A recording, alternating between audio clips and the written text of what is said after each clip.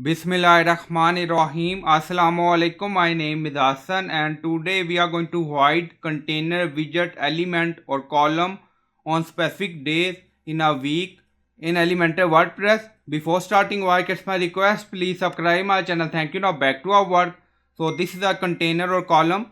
So we are going to hide on specific day in a week. Now go to dashboard. On left side you see plugin. So click on add new plugin. Then in search plugin write dynamic visibility for Elementor. So this is plugin dynamic visibility for Elementor we will use.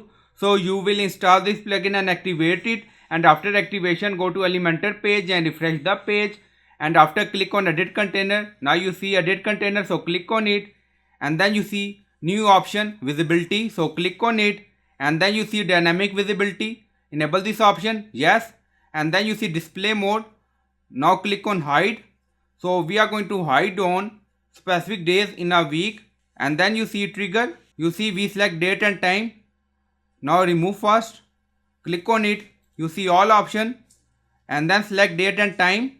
So we select it, and then you see date and time. So click on it, and then you see multiple option. So days of the week. Now select.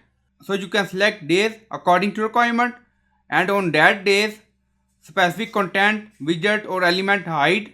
So today is Tuesday, so we select and then click on update. Now update done, go to Elementor page. Now you see column or container. Now refresh the page, and then you see hide on Tuesday because current day is Tuesday, so our container is hide. So you can select days according to requirement. So I hope you like this video. Please like, comment, share, subscribe. Thank you for watching.